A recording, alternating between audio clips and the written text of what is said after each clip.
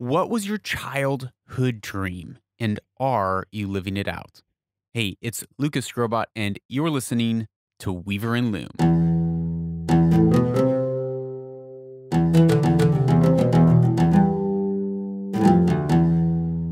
Welcome back to Weaver and Loom, episode 106. Yesterday, we had another interview, Own the Future interview with Zainab Aswalhi. If you did not go and listen to that yet, I highly recommend it. It was a great episode, highly emotional.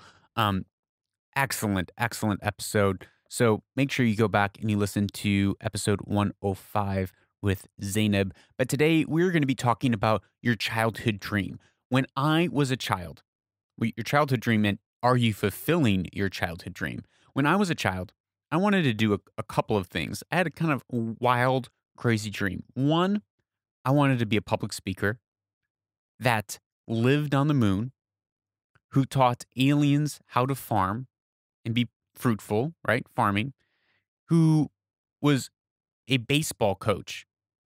So I wanted to be an astronaut who went to the moon, who spoke and taught aliens how to farm while teaching them and being a coach for baseball. Now, this seems like one of the most absurd dreams that a kid might ever say. You're like, well, that's great. Little Ahmed, that's great. Fatima, that's a crazy dream, but maybe you should only pick one of them. But I realized last week that I'm actually doing my childhood dream right now as I speak. That dream that seemed so like bizarre and crazy as a kid, that was, when I'm 5, right? It's woven into me. I don't know as a kid what do you want to do when you grow up, Johnny? What do you want to do, Fatima, when you grow up? No one, we hardly know. But actually, I believe that it's some of those childhood dreams that we have that we thought were just so fanciful and just weird and crazy. Like, oh, ha, ha, that's so funny that you wanted to be that when you were a kid. I think it actually speaks to the thing that was placed in us of what we were born to do, what our life's purpose is.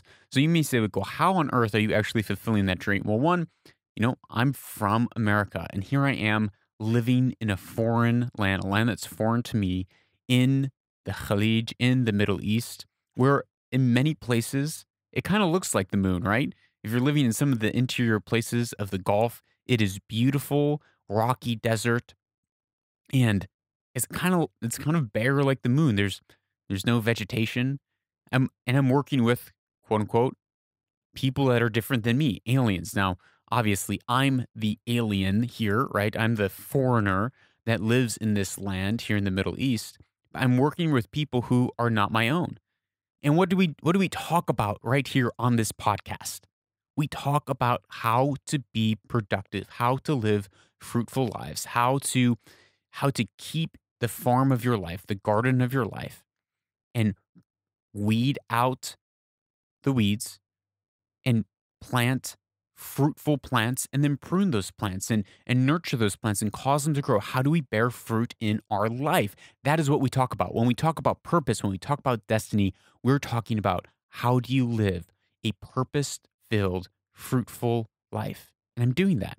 I'm a public speaker. Here I am, not only speaking to you, but speaking at events publicly, fulfilling all those things. And then the thing that triggered this in my mind is that my kids are now playing baseball, and I am now their baseball coach. And it hit me like a ton of bricks. I stopped and I realized, wow, the thing that I wanted to be as a child, it seems so dumb. It seems so crazy. It's like, well, you can't do everything. Well, you're not ever going to probably not going to be an astronaut, Lucas. But here I am. It may look different, but the symbolism, the things that I wanted to be as a child that were in me, that was like, wow, this is the dream of my life.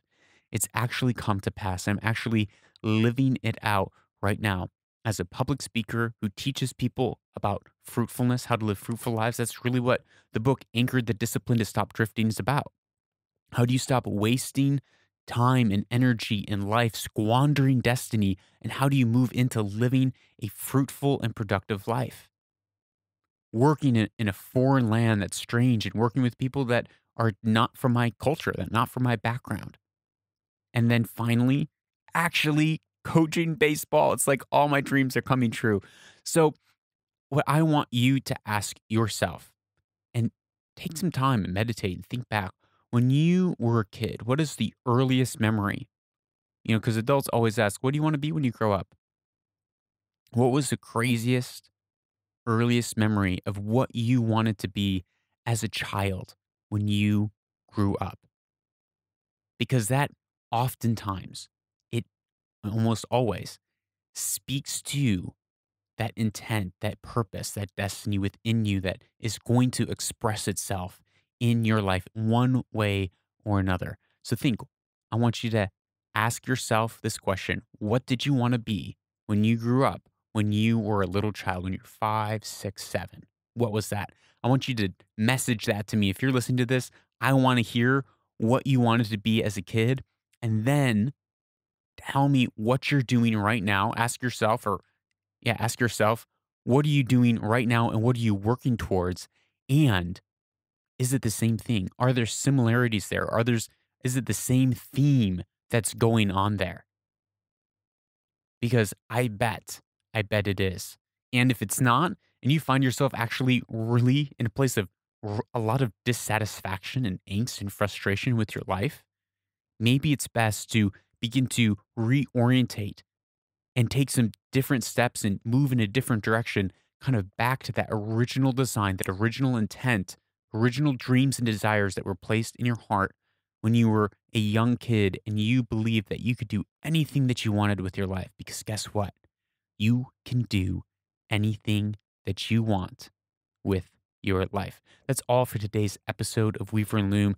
Thank you so much for spending it with me. Two things. Message me. I want to hear what you wanted to be when you grew up, when you were a young child, and are you walking in that? The second thing, please, if you want to live a fruitful, productive life, go and check out my book, Anchored: The Discipline to Stop Drifting. It is on Amazon. The link is in the show notes. It helped me and helped change my life. I wrote it as a manifesto to myself. And from that, I've been able to bring clarity to my actions, to the direction that I'm moving in, so that I can actually walk out my purpose with effectiveness and productiveness in my life, even today. So that is all. Remember, I'm Lucas Robot. You are a change maker, and this is where destiny is woven.